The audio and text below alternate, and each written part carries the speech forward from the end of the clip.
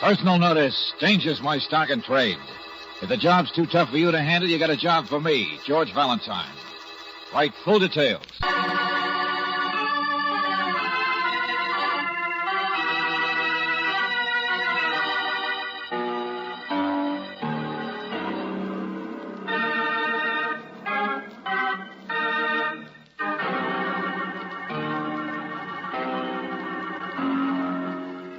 Let George do it.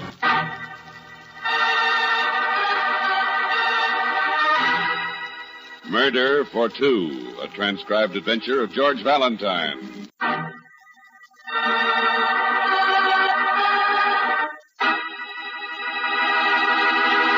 Dear Mr. Valentine, my sister Ruth Jennings needs your help desperately. I tried to get her to write you herself, but she's too upset, and she has reason to be. Her life is being threatened, Mr. Valentine, and she's helpless to do anything about it. Please don't tell us to call the police, because they and the courts have done all they can. Please come to see us after my husband has gone to work tomorrow morning, anytime after 7 o'clock. I don't know what you charge, but I'm enclosing a money order so you'll know how badly we need help.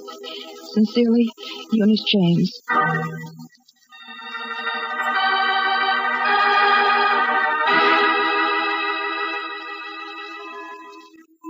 $14.81. This is the house, Judge. Yeah, I guess it is, Angel. I know what you're thinking. How could anybody who lives in a place like this send you $200? Well, people fool you sometimes. Maybe they're living out here on the wrong side of the tracks and saving their money for a better day. Well, $200 is $200. Let's see what's up. Okay, I'll ring. I don't quite get it, though. She said in a letter that the police and the courts have done all they can. Well, at least that makes it sound legitimate, doesn't it? Well, I suppose it's legitimate, all right, but... All right, what do you want? Well, Valentine. Lieutenant Johnson, what are you doing here? I might ask you the same. You might get an answer. I have a client living here. Name of? Ruth Jennings. But don't you think you might be a gentleman and answer Miss Brooks' question? I might. Come on in. I have a client here, too. Except when you have them, they're usually alive. When I get them, they're always dead.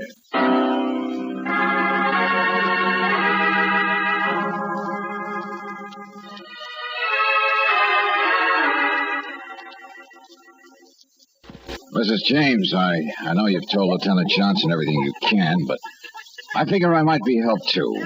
After all, you sent for me. So, would you tell us just what happened? Well, it was about 8 o'clock this morning. I heard little Emmy, that's Ruth's baby. I heard Emmy crying, and I wondered why Ruth hadn't got her bottle. I went into the room, and... That's when you found your sister had been killed? Yes, the baby was in the bassinet, and she was there in her bed, and there was blood all over. I went to her, but I knew it was too late. Tell me, Mrs. James, didn't you hear a shot at any time? No, I don't think so. Sometime during the night, I heard something that sounded like a car backfiring, but I didn't think anything of it. I went right back to sleep. And was your husband here? I didn't call him. He was in his bed. It was dark, and... Please don't suspect Bert. He'd never do a thing like that. Mrs. James, in your letter you said your sister's life was being threatened. Somebody wanted to kill her. Who? Her husband, that's who. They're divorced. He wanted the baby. He said if she didn't give him the baby, he'd kill her, and he did. Mm-hmm. And were your sister and your husband on good terms? Of course. Oh, Bert was always telling Ruth to get a place of her own so we could have our privacy. But he's a very calm man. Yes, I understand, Mrs. James. Now, Lieutenant Johnson tells me the shotgun that killed your sister was found at the foot of her bed. Did your husband own a shotgun? No, he didn't. He didn't even like hunting. Did your brother-in-law own one? Oh, I'm sure he did. He was quite a hunter. He used to go out in the desert all the time to shoot rabbits. What's the husband's name, Mrs. James? It's Lou. Lou Jennings. Where does he live? We don't know that. All we know is that he works at a lunchroom on Barton Avenue. The Nick's All Night Cafe, it's called. You have the address of the place? No, we don't. We weren't interested. Ruth was trying to get Lou out of her life entirely. Yes, I understand. But you feel very sure that... Valentine. Yes, Lieutenant? Come on out here. I want to talk. Okay. Thank you, Mrs. James. We'll see what we can do. Wilson? All right, George. Goodbye, Mrs. James. Goodbye, Mr. Valentine. Any leads, Johnson? Any fingerprints on that shotgun? No. What time was she killed? Doc says somewhere around midnight. Now, look, Valentine, I realize you had a client, but your client is dead, murdered. So you don't have a job anymore. And when there's a murder, we have some people called the police who handle these things. But, Lieutenant... That's all right, Brooksy. I understand what the good lieutenant means. Okay, Johnson, it's your baby. Good luck. Well, thanks. For once, you're using sense and staying out of my hair. He's seeing you, I'm afraid. Yeah, sure, Lieutenant. Sorry I can't give you a hand here. Let's go, Angel. But, George... So long, Johnson. George Valentine, sometimes I can't understand you. No? Why not? Well, in the first place, it isn't like you to walk out on a case, and in the second place, you took $200 from those people, and you should... No, don't get in an uproar, Angel. They'll get their money's worth. Huh? What do you mean? How? Oh, I just have a feeling Johnson could use a little help, even though he doesn't seem to think so. Besides, I like to earn my fees. So, what are you going to do? So I'll take a little trip out to Nick's all-night cafe. Want to come along and have a hamburger?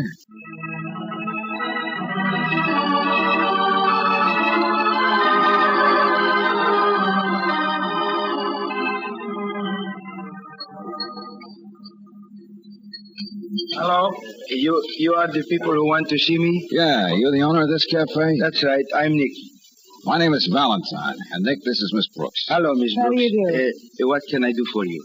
Well, you have a man by the name of Jennings, Lou Jennings. He's working here, huh? Oh, sure, that's right. Well, we'd like to talk to him, Nick. Oh, I'm sorry, but this is not possible right now. Jennings, he's on nights. He works from 6 in the evening to 6 in the morning. Uh-huh. Did he work last night? Oh, sure. Did he leave here any time during those 12 hours? No, I don't think so. Why you look for him? He's connected with something that happened last night, Nick. Say, tell me, was there any time that he might have left before 6 o'clock this morning without your knowing? No. Only during the time I take my wife home. About 12 o'clock. She helps. How long were you gone then, Nick? I don't know. Maybe half an hour, no more. George, that could be it. They don't know exactly what time the murder took place, Murder? remember? Is that what you say? Oh, if he's mixed up in We murder... don't know that he is, Nick, but we want to find out. I suppose you have his home address. Oh, sure. It's on the... wait, I look in my book. Oh, yeah. Here it is. On Elizabeth Street. 1036. Okay, thanks. But, Jennings, I don't understand. You mean he could be mixed up in a murder? It's quite possible he isn't, Nick. Matter of fact, I have some other ideas myself. Okay, Brooksy, you go back to the office and wait for me. I'm going out to Elizabeth Street and have a chat with Lou Jennings.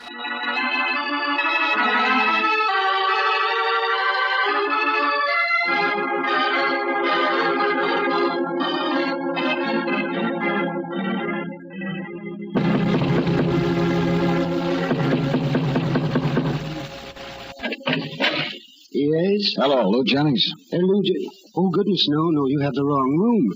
My name is Ferris, Oscar Ferris. Oh, I'm sorry, but Jennings does live here. Yes, the second door down the hall. Oh, thanks. Think he's in now? Well, now, I really wouldn't know about that. Mm-hmm. Well, sorry to bother you. Thanks. That's quite all right.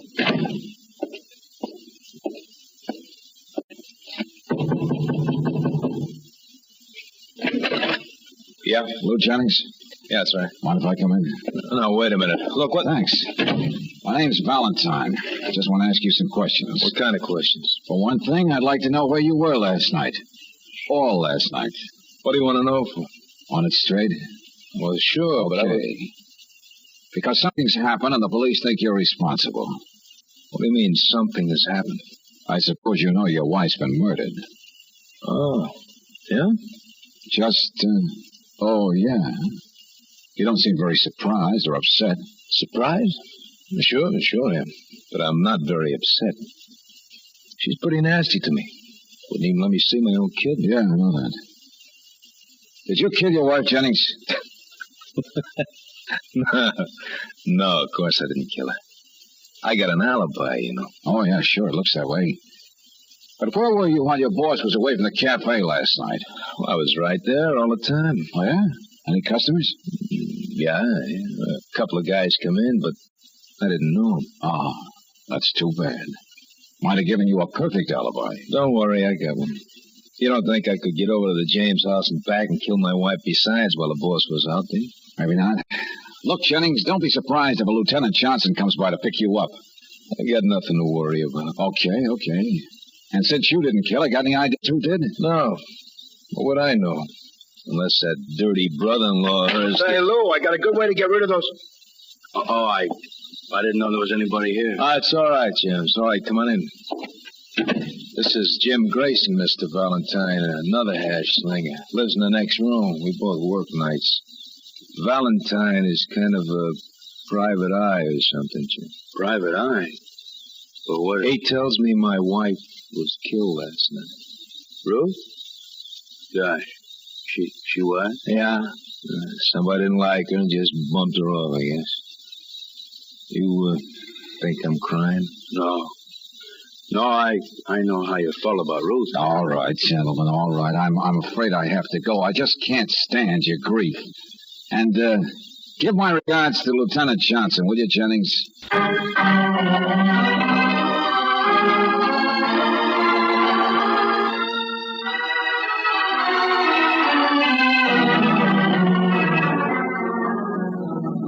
George. Yeah, Angel? I've been very patient. But would you mind telling me what you're doing? We drive to Nick's Cafe and you don't go in. Then you start driving to James' house. Where I also won't go in. Well, here we are. What are you trying to prove, George? Yeah. Took us just 15 minutes. So? So, Lou Jennings didn't kill his wife. And would you mind telling me what process of deduction brought you to that conclusion? Simple. The boss was away for half an hour. Jennings was there when he got back. If it takes 15 minutes each way to the James house, how would anyone have time to get in and out of a car on both ends? And murder somebody besides, I know. Then who did? I don't know yet. But I just want to check up on another hash slinger after he goes to work tonight. Another one, who? A fellow by the name of Grayson has the next room to Jennings in that rooming house. They might possibly be in cahoots. He said something that didn't sound quite kosher while I was out there. Such as? Such as, I got a way to get rid of those... Those what? That's what I'd like to know. Because maybe he didn't yet. We're going to take another little trip out to that rooming house tonight after Grayson goes to work. And Brooksy, maybe we'll find out.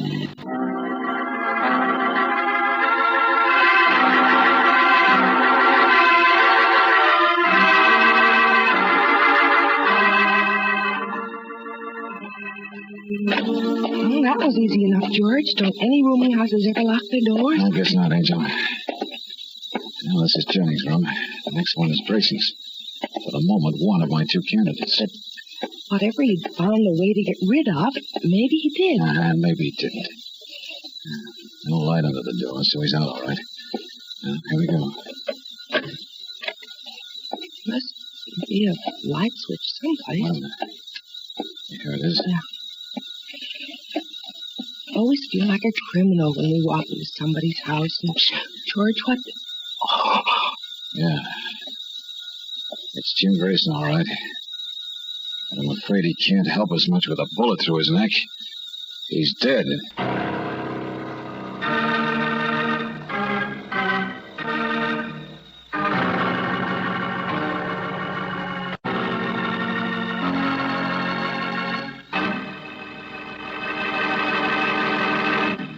We'll return to tonight's adventure of George Valentine in just a moment. A man murders his wife, or so the police think. But if your name is George Valentine, you can't just figure out how he could possibly have done it in the short time for which he doesn't have an alibi. You suspect an accomplice, the man who lives next door in his rooming house, Jim Grayson. But he can't tell you anything now because he's dead. Maybe that washes up the case. Maybe Lou Jennings killed the man he hired to kill his wife. But you don't think so. Somebody killed Ruth Jennings, and somebody killed Jim Grayson. But who?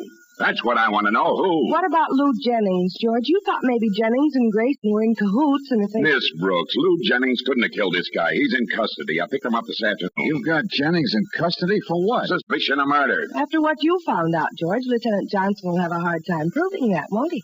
Wait a minute. Just what did you find out? That it was practically impossible for him to have murdered his wife. Matter of chronologics, old boy. Matter of what? Nothing. Just proves that when you go to school, people who didn't can't understand you. But I did go to...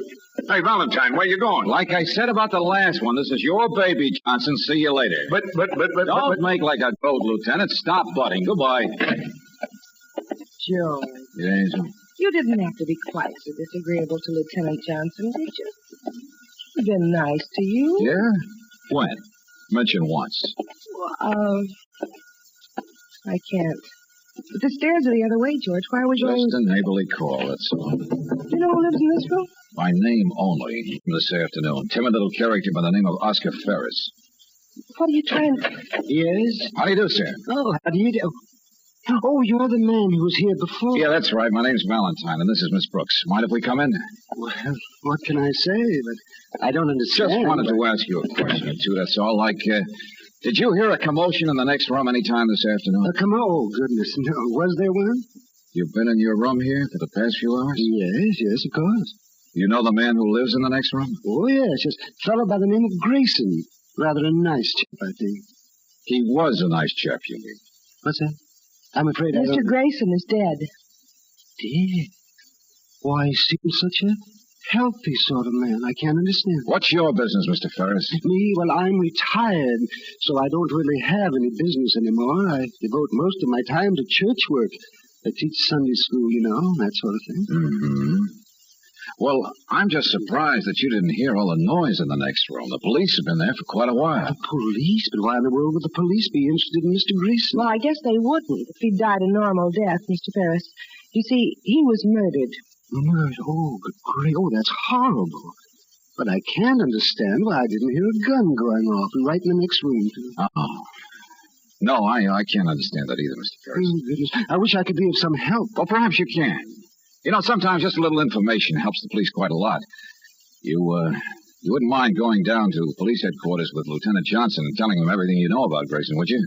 And about Lou Jennings? Lou Jennings? Well, what's he got to do with all this? Maybe nothing, Mr. Ferris, but after all, he's Mr. Grayson's neighbor in the room on the other side. Oh, yes, I see. Of course, you mean Jennings might be involved in this thing some way. Where is he? He's down at headquarters already, Mr. Ferris. Oh, well, of course. I'll help all I can. Good, thanks. Hey, Brooksy, go next door and tell Lieutenant Johnson that Mr. Ferris is anxious to cooperate. We'll see you later, Ferris.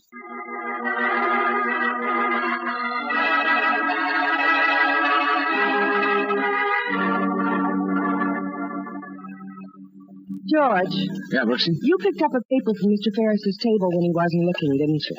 You notice everything, don't you? What? Why'd you pick it up? Oh, my gastronomic urge got the better of me, Angel. It was a menu. Nick's Cafe. Sort of a treat. Oh. All right. Be an enigma. You think he knows anything? I don't know. I just can't understand why he didn't hear anything in the next room, that's all. Even if you're reading next week's Sunday school lesson, you could still hear. Hey, wait a minute. Get in the car. George, what is it? You got something? Probably not, but it's worth a try. What are you going to do? Go back to the James house. Where Ruth Jennings was killed? Yeah. What good will that do? Maybe nothing. I don't know. Just trying to tie in some loose ends. But, George, if you think Jennings and Grayson were in cahoots and Grayson killed Ruth Jennings... Oh, I'm all tangled up. I'm sort of tangled up myself, Angel. But we might find something that'll help us untangle. I hope.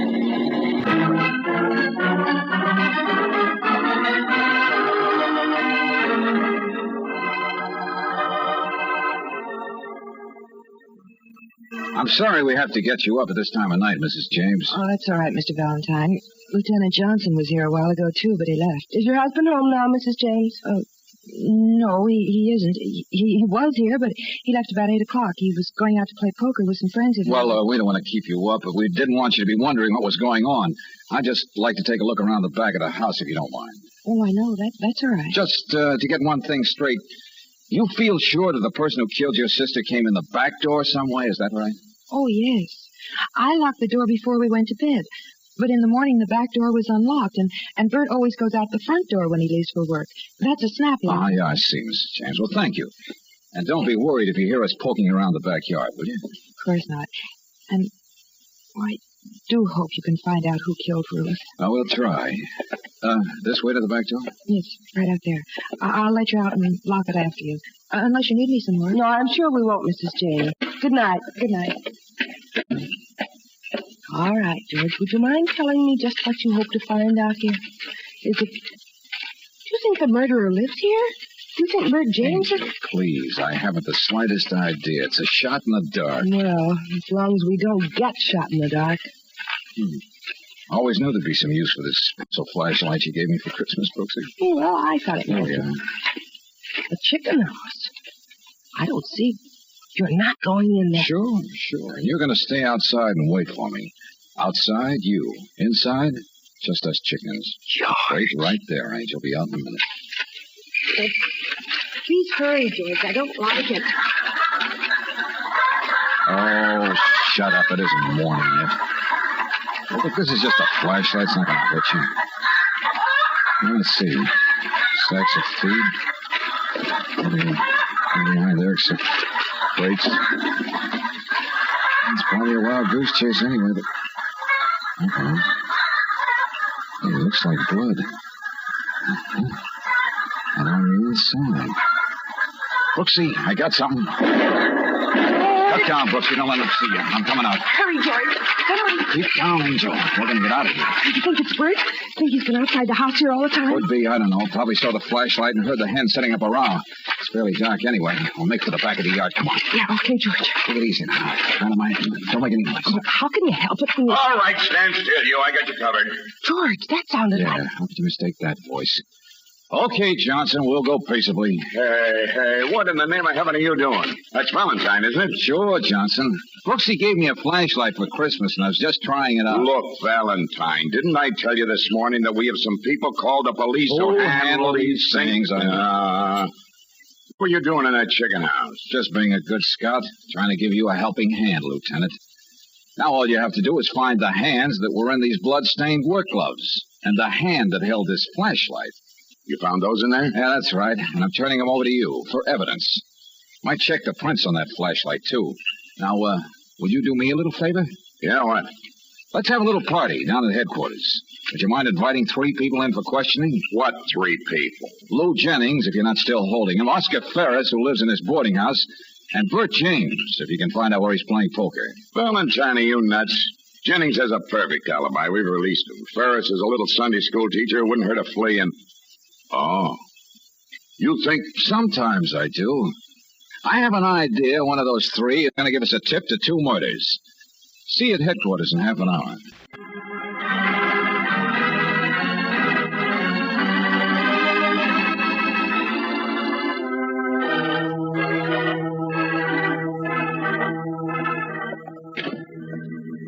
Okay, right in here, Mr. Ferris. Guess you know Mr. Valentine. He wants to ask you some questions. Oh, how do you do, Mr. Valentine? Oh, hello, Mr. Ferris. Yes, I wanted to ask you how long you've known Lou Jennings. Oh, I don't know. 6 months, I guess. How'd you meet him?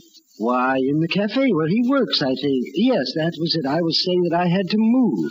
And he told me he'd get me a room in the boarding house where he lives. He was very nice. Do you know Jennings' wife, Mr. Ferris? No, I don't. I believe they're divorced. Look, Valentine, you're acting like the DA. Just what do you... Just a second, Lieutenant, please. Ferris, I gathered you must be pretty good friends since Jennings owed you money. Owed me money? What do you mean? This? I picked up this menu from Nick's Cafe when we were in your room this morning. It says, when you get back from your trip, I'll see that you get your $1,000. And it's signed, Lou Jennings. Oh, yes, that. Well, I did advance Jennings You didn't some money. advance Jennings anything, Ferris. That was the money you were to get for killing his wife. Killing his... Well, what do you mean? Just what I said. You killed Ruth Jennings, Lou Jennings' wife. His wife? Well, no, Why, that douchey rat. He didn't tell me. He didn't tell you what, Ferris? But I didn't know it was his wife. But you did know it was Grayson when you killed him, didn't you? He'd heard you make the deal with Jennings, and you were afraid he'd spill the whole thing. Well, Jennings got me into this. He told me it was some woman who had an incurable disease, and her husband would pay $1,000 to have her done away with. Told me just how to do it. Why don't you get Jennings? We've got Jennings in the other room, Ferris. That dirty rat. He did pay me.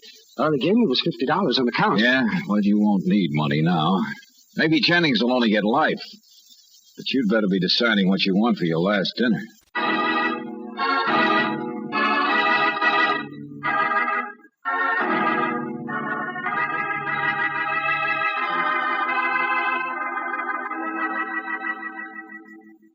George, why did you suspect Ferris in the first place? Oh, because when we asked him if he heard a commotion in the next room when Grayson was murdered, he said he hadn't heard a gun going off. Oh. I didn't say Grayson was shot. And that note from Jennings on the back of our menu, that didn't taste good to me. Yeah, I know, but why did those things in the chicken house prove anything against Ferris? Well, he must have been a very careful guy, Brooks. He didn't want to lose anything. He forgot that inside those work gloves, he'd carefully marked OF for Oscar Ferris. Oh, but you suspected Grayson once before he was killed. What did he find a way to get rid of? Warts. Warts? Yeah, he had a bottle of stuff on his dresser with a big label. Now you can get rid of warts. Oh, big clue, huh? Yeah, big clue. Oh, look, Angel, it's all over. We've made $200. It's 2 o'clock in the morning. And we're two sleepy people, but too much. Too much what, Angel? Don't you ever remember any old popular songs, Don? Two sleepy people, but too much in love to say. Oh. Darling, you remembered. You're wonderful.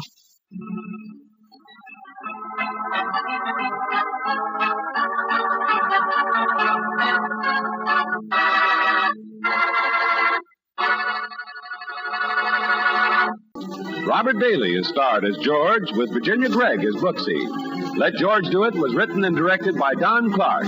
Ken Christie as Lieutenant Johnson. Michael Ann Barrett was heard as Eunice. Anthony Barrett as Lou. Howard McNear as Ferris. And Jack Crucian as Nick. The music was composed and presented by Eddie Dunstetter. Your announcer, John Heaston. Listen again next week, same time, same station, to Let George Do It. Let George Do It is heard overseas through the worldwide facilities of the Armed Forces Radio Service. This is the Mutual Don Lee Broadcasting System.